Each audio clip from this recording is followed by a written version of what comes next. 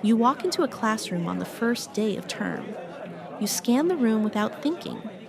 You expect to see people your age, people at the same stage of life, people who make sense in that space.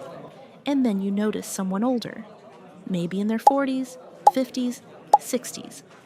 Nothing dramatic happens, but something shifts. A second look, a quiet question, a subtle sense that this is unusual. Why?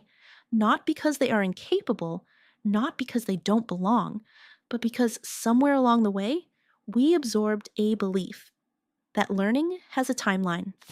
School when you're young, work when you're older, retire when you're done. Step outside that sequence, and suddenly it feels unexpected. These beliefs shape how we respond. They shape how institutions design programs. They shape who feels confident enough to apply and who hesitates. Sometimes the message is subtle. You're brave for going back.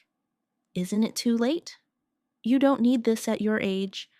It may sound harmless, but it has a name. Ageism, not always aggressive, not always visible, but present in the assumptions we make about age and possibility. Over time, those assumptions become limits.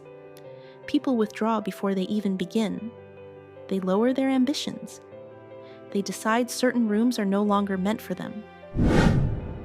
But education was never meant to be age-bound. Curiosity does not disappear. Skill does not expire. The capacity to grow does not end on a particular birthday. What must change is the narrative. We can challenge age-based stereotypes when we hear them. We can design learning spaces that reflect every stage of life. We can stop framing later beginnings as exceptions and start recognizing them as normal.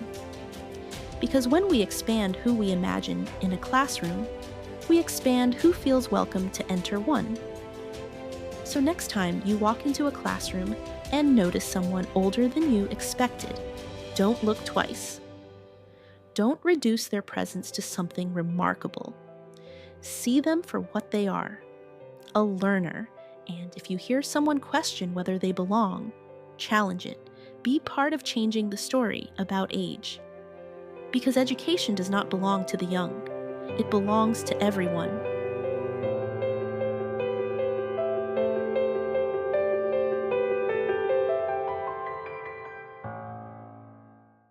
The Classroom is Ageless by WHO.